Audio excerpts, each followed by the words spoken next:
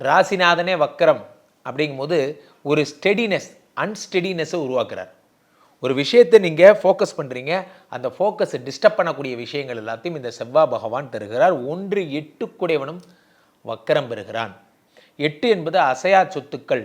அசையா சொத்துக்கள் வக்கரமாகும் பொழுது என்ன ஆகும்னா, இந்த பிளட்ஜ் பண்ணுறது, லேண்டை பிளட்ஜ் பண்ணுறது, கோல்டை பிளட்ஜ் பண்ணுறது போன்ற விஷயங்கள்லாம் உண்டாக்குறார். அசையா சொத்துக்கள். 8ங்கிறது மாங்கல்ய பாவம், 8ங்கிறது ஆயுள் பாவம். ஸோ இவர்கள்லாம் வக்கரமாகும் பொழுது என்ன ஆகும்னா, பெண்களுக்கெல்லாம் கணவர் இந்த மாதிரி இதில் இருக்கார், உடம்பு சரியில்லாமல் இருக்கார், கஷ்டப்படுறாருன்னா அந்த பிரச்சனைகள் எல்லாம் சரியாகும். அவர்களுக்கெல்லாம் இந்த செவ்வாய் வக்கர நிவர்த்தி அடைஞ்சால் தான் சரியாகும் ஏப்ரல் 10க்கு அப்புறம். ஆனால் அது வரைக்கும் உயிருக்கு ஏதேனும் ஆபத்து வந்து விடுமோ என்ற பயத்தில் தான் வச்சுருப்பார் இந்த செவ்வாய் வக்கரமாகும் பொழுது. காலபுருஷ தத்துவத்தின்படி 1 8 செவ்வாய் என்பதால் ராசிநாதன் வக்கரம் என்பது அவ்வளவு சாதாரண விஷயம் அல்ல, ரொம்ப சீரியஸான விஷயம். இதை நம்ம எப்படி எடுத்துக்கணும் அப்படின்னு பார்த்தீங்கன்னா, ராசிநாதனே உடம்பு சரியில்லாமல் போகிறது, அனிமிக்கு, பிபி போன்ற பிரச்சனைகள் வர்றது, இப்படி எடுத்துக்கணும்.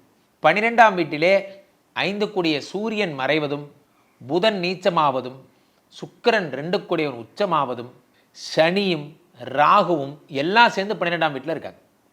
12ங்கிறது டிப்ரெஷன், 12ங்கிறது உறக்கமின்மை, 12ங்கிறது அயன சயன ஸ்தானம். இது எல்லா இடமும் இந்த 12ஆம் இடம். இந்த 12ஆம் வீட்டில் இத்தனை பேர் இருக்கும் பொழுது உங்களுக்கு எந்த விதமான பலன்களை தருகிறது என்றால், ஒரு டிஸ்டர்ப்டு மோடை தருது. ஒரு disturbed mode, you are in a very disturbed mode.